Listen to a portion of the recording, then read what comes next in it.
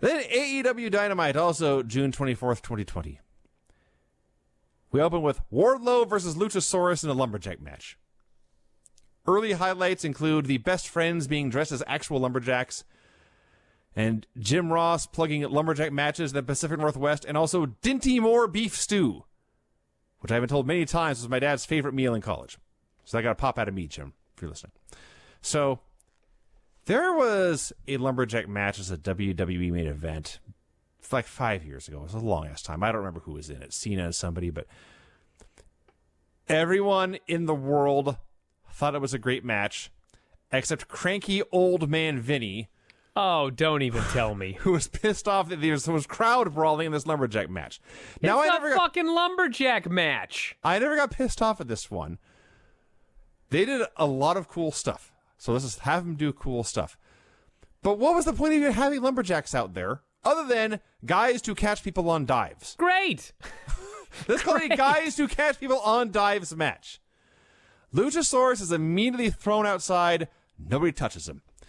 He gets thrown outside to the other side. The bad guys attack, but he kicks all their asses and gets back in the ring. Then they're just out up on the stage doing brawling up there and dives onto the crowd. So, yes, the lumberjacks were just bodies out there to be landed upon.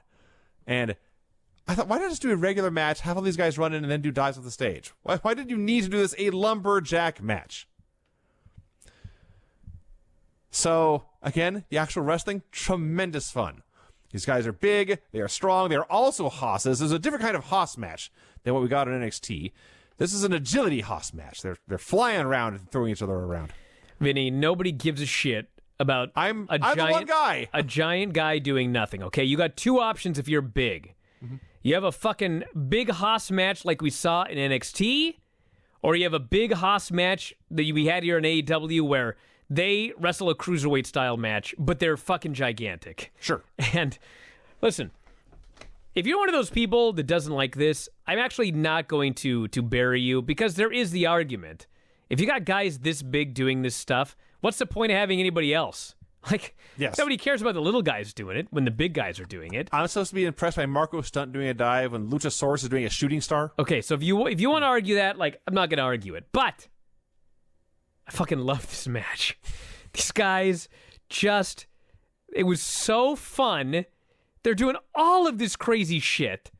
Wardlow did this running Hurricane Rana in the ring. They both did, actually. It was like the most incredible running Hurricane Rana I ever saw. The fucking shooting star off the stage. I just loved this match. It was just a wild, crazy match. And finally, at the end, MJF took the ref. Jungle Boy speared him off the apron. Luchasaurus distracted. Wardlow grabs him and hits the F10 on this giant beast, and he won. I loved it.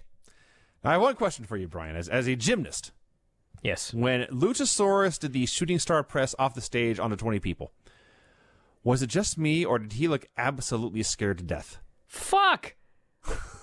I would have been scared to death. I would have and to. I'm not his size. In fact, he stands there, and he's about to go, and he pauses. Yes. And then he's like, fuck it. And he does it, and he pulled it off.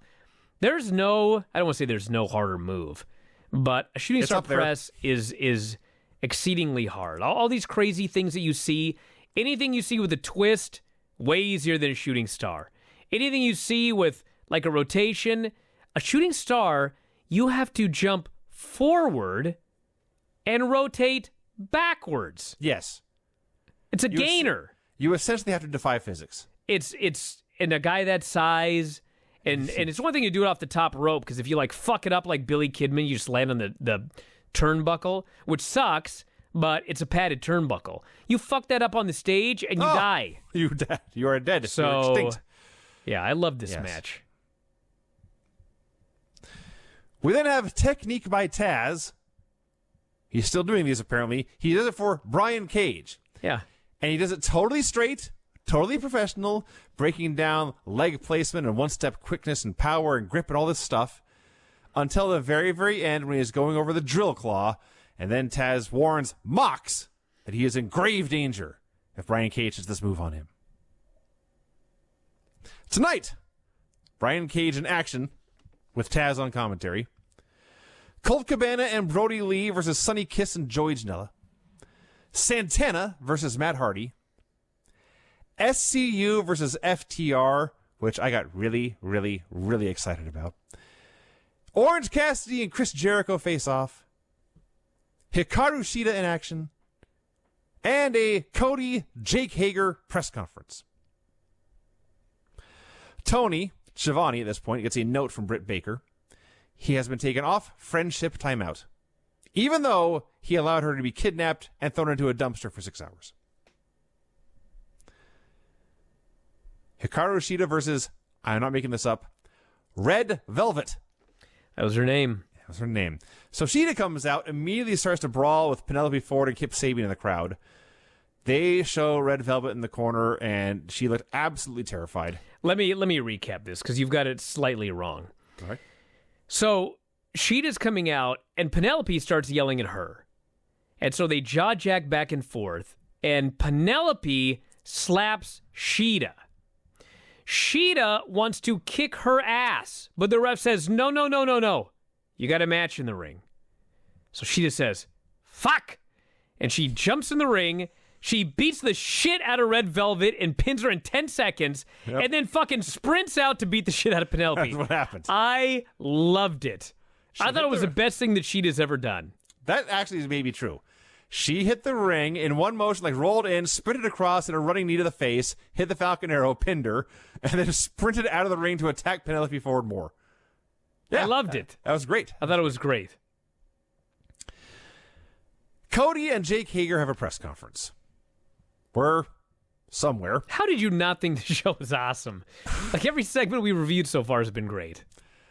So Cody's whole crew is there. There's Arn, there's Brandy, there's Dustin, Allie, and I guess the bearded guy was QT, and some dude holding the belt. And Hager's nowhere to be seen. Well, QT wasn't there, so. I don't know. That's true. I don't know who that hell it was. So the hostess, who gave her name, but I did not write it down, she throws opening question to Liz Hunter from Pro Wrestling Illustrated. Yeah. Hell yes. Like, goddamn, they live in the area. So They Liz, live in every area. So Liz's question for Cody is, or for Arn, is, are you surprised Jake Hager isn't here? And Arn talks for like 3.5 hours about Cody wanted to fight Jake. I said it wasn't the right time. Cody's all fired up. He's got these veins. He talks about veins forever. I have successfully antagonized him, was eventually his point. The next reporter is Matt Brock from PWI. And his question is, how does it feel to be TNT champion? A classic question. A horrible question. It's He's been champion like 6 weeks. He's just Well, how defended does the it title feel? 7 times. The same as it did 6 weeks ago, I would think. well, he didn't ask him 6 weeks ago. He's asking him now. So Cody goes in this spiel about hope and the American dream. He's ranting about how he doesn't like meta wrestling or cosplay wrestling. He likes real wrestling. He's ranting about all this, and they're ranting about the belt, and it's not finished. And Mr. and Mrs. Hager arrive. Jake is just there to do photos. He stands face to face with Cody. He stands side by side with Cody. He puts his fist into Cody's face.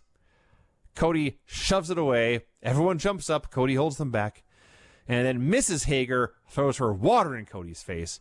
He holds them all back. And Jake and his wife leave. And that's the end. I'm the biggest fan of Jake Hager's wife. She's the best heel. We've seen her on a few shows. Like, she just shows up every now and then. How every now and then she shows up, and she's just like the greatest. She has 100% of the charisma in this relationship. Oh, that's not entirely true, but she's 95? She's a great heel. It's a compliment to her. Yes. This was definitely different. I will say that. They did something different. Hager's a very charismatic guy. It's just not your traditional charisma. He's not going to be out there singing a fucking song with The Rock. No, I don't need to see that. No. He has great in-ring charisma. Yes. Yeah. Sonny Kiss and Joey Janela are on their road trip. Janela's lost. He's very down on himself. And Sonny Kiss says, listen, we all lose ourselves every once in a while. Happens to everybody. Let's switch places. You drive. And so they stop to get gas. Joey goes inside to load up on snacks. Cheetos, whatever. Some assholes show up to harass Sonny Kiss. He beats their ass. He sure did. Janela joins in. Dick punches aplenty throughout this segment. Don't mess with Sonny Kiss and Joey Janela, man. I love this segment. Am I the only one? That was good. It was good. Colt Cabana and Brody Lee versus Joey Janela and Sonny Kiss. Okay, I got to talk about this, Vinny. I've been waiting 24 hours because we didn't talk about this last night. So the storyline is that Brody Lee is trying to recruit Colt Cabana because Colt Cabana has just been having problems. He can't get his wrestling career on track. So Brody Lee gives him a contract to be in this match. He's not in the Dark Order right now. He's just, it's a tryout. But he's trying out them, not vice versa. You know what I'm saying? Sure. He's seeing if he likes it in the Dark Order. Yes. They're facing Sonny Kiss and Joey Janela. So I'm watching this match, and I'm like, I think this all the time, by the way, okay? I'm like, there is one right finish to this match. Mm-hmm. Do you know how many times I've thought this watching a WWE show, and they fucking just do whatever they want? Well, it happened a few times tonight. Fuck, it happens all the goddamn time. So I'm watching this match, and it's like, there's only one finish. Do you understand? There's only one. They're doing this match. They're having this fun match. I think this was Sonny Kiss's first match on the actual Dynamite show. On Dynamite, it may have He's been. done Yeah. stuff on Dark, but fucking moonsaults off the post, all sorts of crazy stuff. So finally, Sonny goes up top. The Creepers pull Cabana out of the ring. Sonny dives onto them. Brody super kicks Sonny to death. Janela goes for a dive on Cabana. Brody Lee pushes Cabana out of the way. He saves him. Yes. He gets in the ring. He hits the discus lariat. And then, yes, the only fucking finish that makes sense, he says, Colt, you get the pin. And Colt covers the guy, gets the pin, and he fucking jumps up and he pumps his fist and he got to win. Then he has to kind of pause like, hold on a second. I'm not supposed to be too excited about this. But you can see how happy he is. To win a match. He got a win because of Brody Lee. And all Brody Lee does is he just nods. Yes. Yes, young Colt. I told you. You come with me and you will be a winner. Yes. And this is everything I've been fucking asking. Like, they've got to start recruiting somebody. Because as it is, they're like the shittiest recruiters ever. They never get anybody. They've got to be recruiting people. They've got to get a fairly large name, which would be Colt Cabana. This was the perfect finish to this match. I just thought this was great. And Lance Archer absolutely killed poor Sonny Kiss. That did happen, yes. So, one other detail on the match before we go on, and one other detail actually about the intros I want to talk about. But the other key to this is Brody Lee wants Colt to win because he wants to recruit him. But Brody Lee will do anything to help Colt win, but Colt only wants to win fair and square. So when Alex Silver, or Silver and Reynolds, whatever the hell the first names are, John Silver, I guess, when they interfere and clobber Sonny Kiss from the outside for the heat, Colt's back was turned. He didn't see what happened. He turned around, Kiss was woozy, and Colt hesitated, but said, oh, well, it's a match, elbowed him, and went on. So there's still, Colt's not a bad guy yet, but he's being tempted by evil. And then we'll go backwards a few more minutes. We talk about AEW Dark every week and how if stuff is going to happen on there, it needs to be addressed on this show. And I keep asking for a video package, and they haven't gotten that yet, but every week I just get a little bit more. Yeah, we did. We got a video package in the very next segment. Well, on this one, what we got was Joey Janela and Sonny Kiss come out, and it says 4-0 on Dark. And immediately I thought, well, who have they beat? What, give me one match on Dark. And then it said, they beat Silver Reynolds this week. And I said, okay, they got to win. There you go. Good. So every week, this gets like a little bit better about referencing stuff that happens on Dark. So now I got more to say. When the match is over, Lance Archer kills Sonny Kiss as noted. And Joey Janela grabs his chair, and he fucking throws his chair at Lance Archer's face. And the announcer said that, like, he just didn't sell it, but what actually happened was he just blocked it. He's put his hand up and blocked it. And then he starts beating the shit out of Joey Janela. And Jake Roberts has to run up and pull him off. Dude, this is great. Jake Roberts is the most evil, diabolical fucker. But Lance is so fucking scary that Jake has to pull him off. Yes. There was that segment a week ago where I forget who it was, but like Jake Marvez, afterwards, it was Marvez, I think it was, and Jake just goes up to him and like with all sincerity goes, "I'm really sorry about that." Yes. Like this guy's so fucking crazy that Jake the Snake Roberts is apologizing for his actions sincerely, and he's fucking having to pull him off people. Jake, the most evil man in the world, still knows there is a time and place for everything. Yes. And he needs to control. But it's just getting this guy over as a killer. Yes, this Murder Hawk monster. So then, yes, Brian, as Jim Ross notes, quote, "Here's an update on Sean Spears. You'll like this, I think. It's interesting." I'm glad they're not throwing something I won't like that's boring.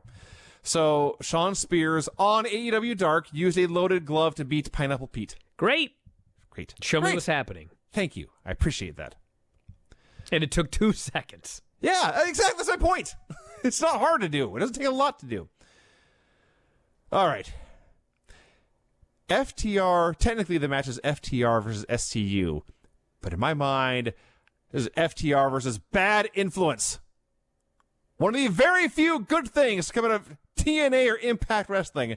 Frankie Kazarian and Christopher Daniels, Bad Influence. That awesome, awesome tag team. It's Bad Influence versus the Revival, baby. Yeah, a dream tag team match for me. And they delivered.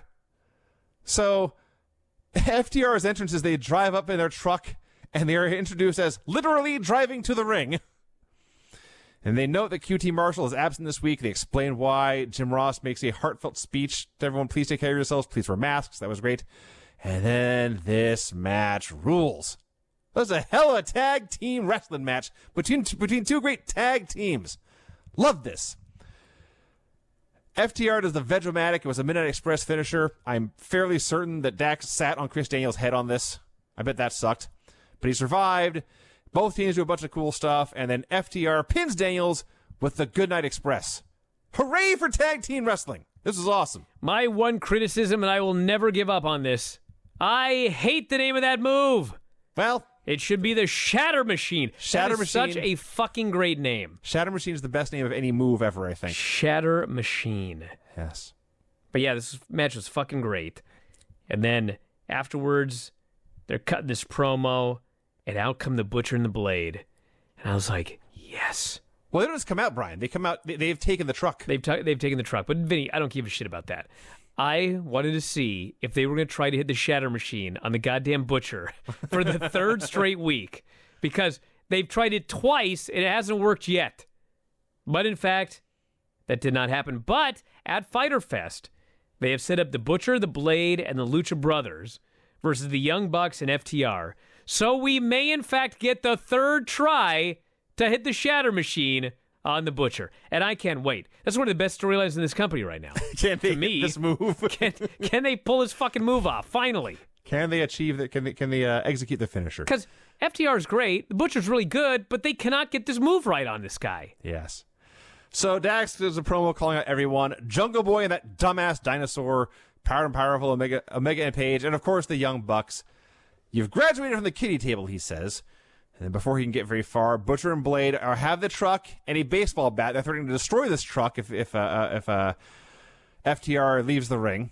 The Lucha Brothers appear in the ring behind FTR. The challenge for the 8-man tag is issued. The challenge is accepted. There is a brawl. And yes, the Lucha Brothers laid out one of FTR. It doesn't matter which one. Laid him out with their own stuffed pile driver. Because every team in this division must have their own version of a stuffed pile driver. It's a rule. Also, the truck was stolen. There's a Best Friends Omega and Page video package. Dude, I loved it. Well, there's no branding. No. There's no bullshit characters. No, this is what these men are. There's no scripted audio. Zero. It's just 4 weird dudes. Yes. There's a point. I forget. One of them calls the Best Friends 2 weirdos. I was like, well, they are. but there's actually 4 weirdos in this segment. It's 4 really weird fucking guys. 2 of them happen to be best friends. The other 2 aren't best friends, but they believe that they're the best wrestlers. Yes, yes. And they're going to fight for the tag team titles. And it felt wacky, but it also felt real from start to finish. And I loved it. This was the authentic character of these 4 men. I believe in my heart of hearts that Trent, Chuck Taylor, Kenny Omega, and Hangman Page are weirdos. They acted like here. They're different kinds of weirdos. There's a cowboy weirdo and a video game weirdo. I don't even know what the best friends are, but they talk about hugging. They don't just hug to get a pop. They hug because it makes us strong. And I think Chuck says, we've been great friends for a long time. We've been through a lot. There's a pause, and Trent just says, like what? And Chuck has no answer for this. I know people get mad when I do AEW and WWE comparisons, but too fucking bad. That's valid. So there's this thing that WWE does, and it's all Vince's fault. And that is that they just drop shit all the time. And he has no memory of anything, and shit just gets all fucked up all the time. But then every once in a while, as they build up a feud, they'll bring up, like, in 2016. Or no, the other day, it was Nia Jax is building up this match with Charlotte. And out of the fucking blue, Nia just goes, we had a match 3 years ago and I beat you, and you've never beat me since. I'm like, what? Where the fuck did that come from? That just fucking came out of nowhere. If that's true, that should have been a story forever. And so I'm immediately, like, skeptical. Like, that's my point. WWE lies so much about everything, and they forget so much stuff, and they make up so much shit that I'm always like, I don't believe anything they say. The best friends here, they just casually note, dude, we've worked everywhere in the world, and we've never won tag titles together. I didn't even blink. I didn't think about it for 1 second. I didn't have to Google it. For all I know, they may be full of shit, but, like, I believe them when they said it. Because this company tells me the truth pretty much all the time. Well, that's part of it. The other part of it is these men were not actors playing characters. All 4 of these men were being themselves, just being extra wacky for the camera. But there was no there's no gimmicks here. Chuck Taylor is a weird dude. He's a weird fucking dude. Adam Page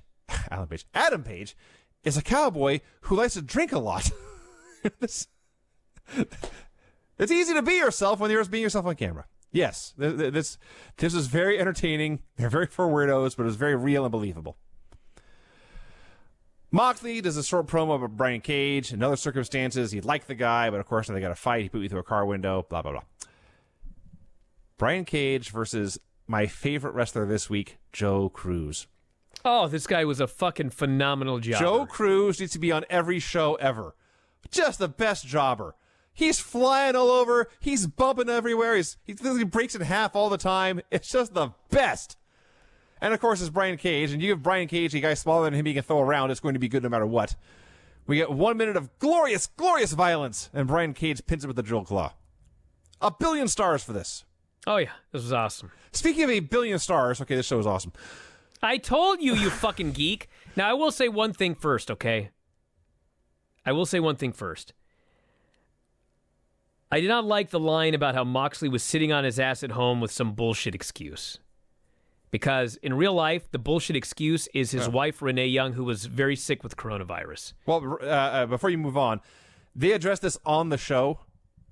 So in character, when Taz said this, we knew he was lying. Sure. But my point is, it was still like, I didn't like it because she was really sick. Yes. It's the guy's wife. Yes. So a very dick thing for Taz to say. I didn't like that line. I wish they would have just left the line out. But with that said, Taz he's got to win Best on interviews. I mean, fuck, who is better than Taz? I mean, maybe not on, I mean, he doesn't do like long form promos, but as far as like delivery, who cares? As far as delivery, he's the fucking best.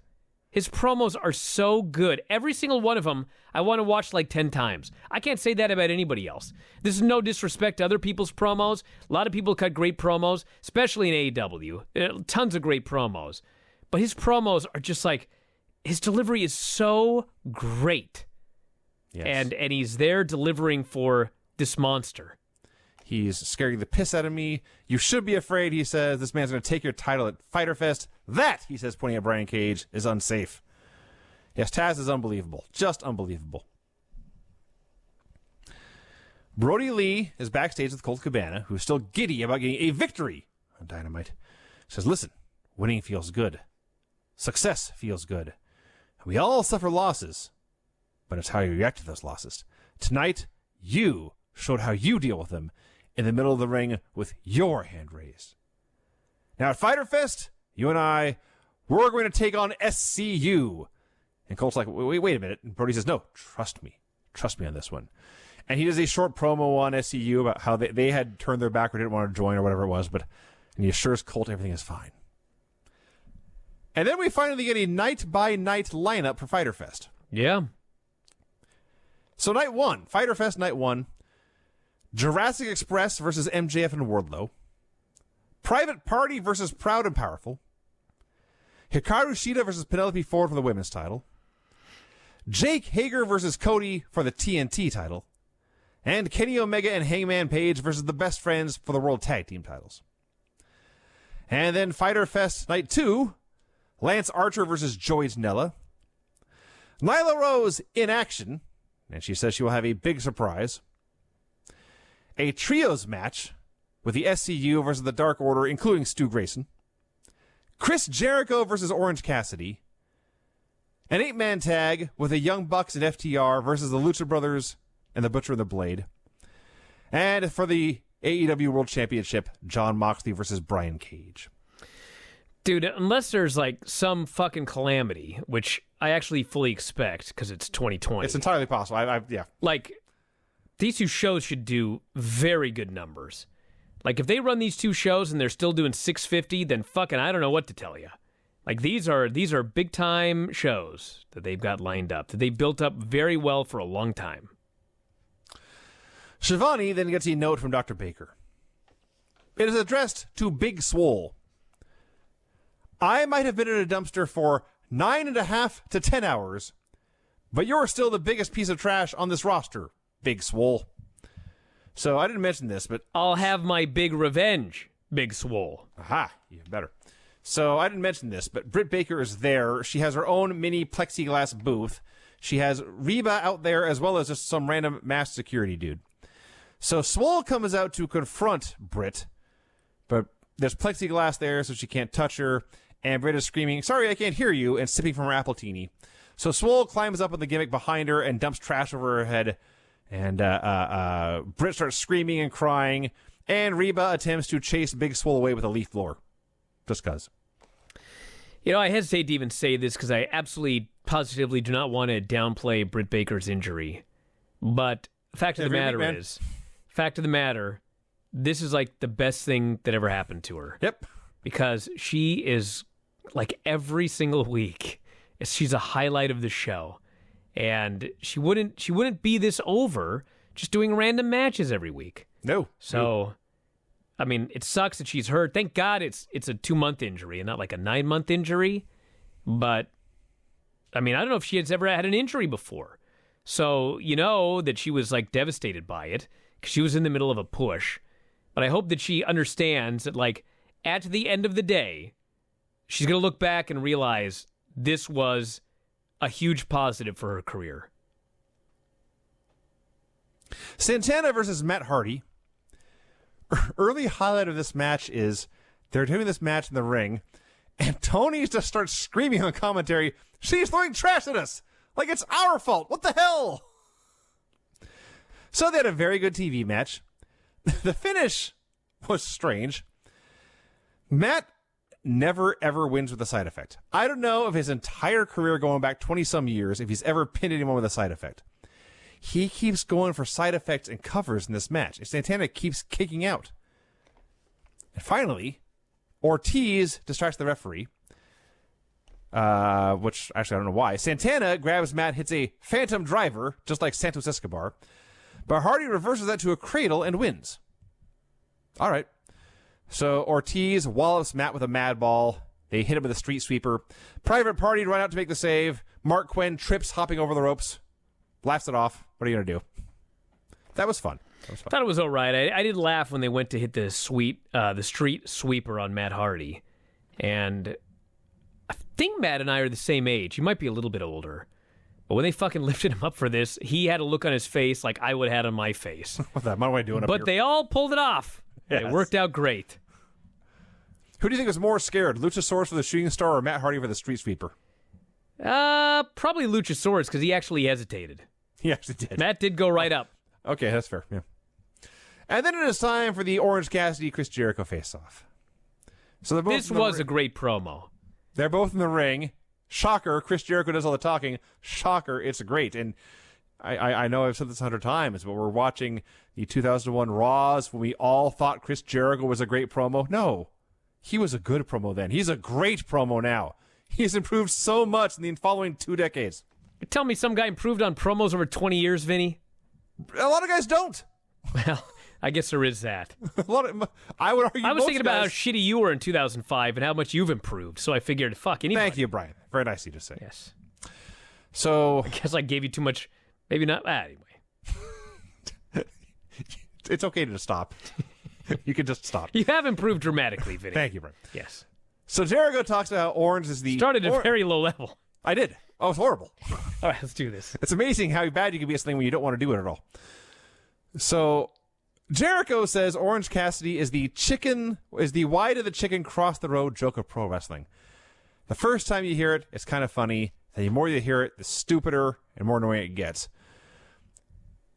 And the more I see you, Orange Cassidy, the more annoying you become, the more you piss me off. First time I heard your name, I thought it was stupid. First time I saw your matches, I thought they were an embarrassment to this business.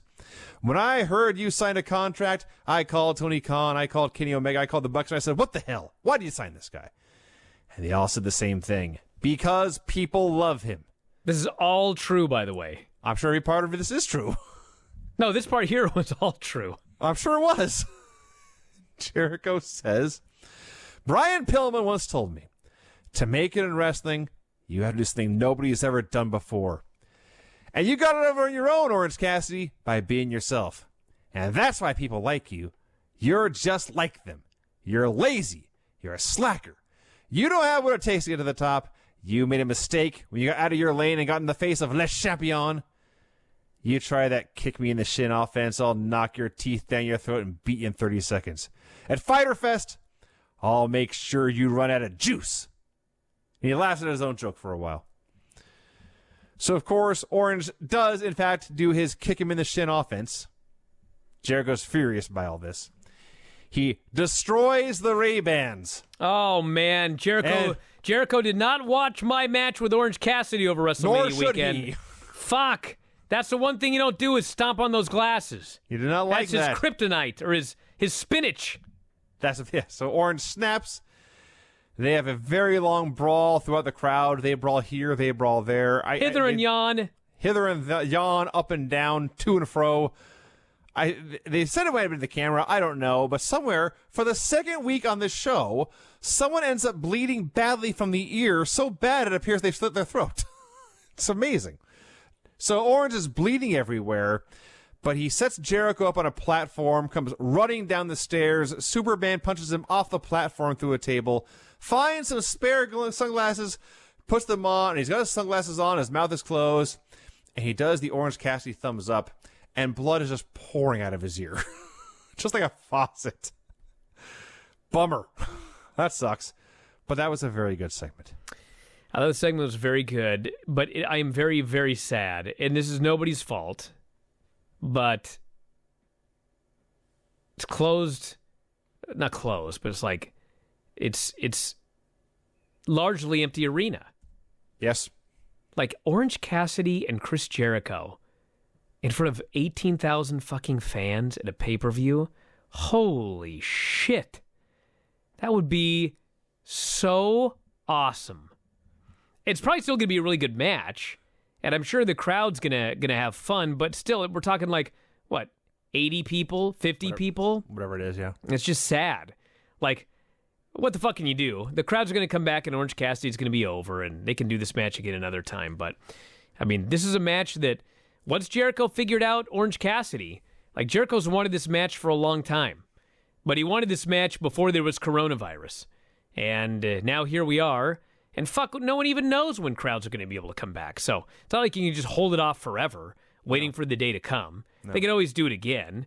But it's just also sad because, fuck, if you put this in front of like a Las Vegas crowd for Double or Nothing or whatever, oh, my Lord, it would be so over. But I think it'll still be good. And Vinny, what the fuck were you talking about? This show was great. Brian, that show was great. An hour ago when we started, 90 minutes ago when we started, I said I was probably going to vote NXT. Brian, I'm going to vote for a tie. Ah! I thought both shows were awesome. I'll take it. I cannot, in my heart of hearts, say either of these shows deserve to lose. I vote for a tie.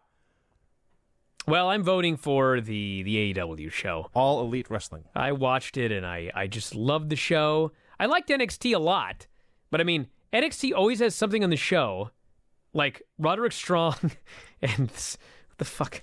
Dexter Lumis. If that had been a 10-minute segment, Brian, I would have voted for AEW. Well, yeah, but I mean, why do we have this segment in the first place? What's going on here? It was a 2-minute segment. I can forgive it. All right, fine. I mean, I didn't dislike NXT at all. I just thought that AEW was a better show, and that's what we're doing here, right? Which one did you think was better? Which one it doesn't mean have more we're not watching? Asking which one fucking sucked and which one was great. We're asking which one did you like better. And I liked AEW better. I love both shows equally, so there you go.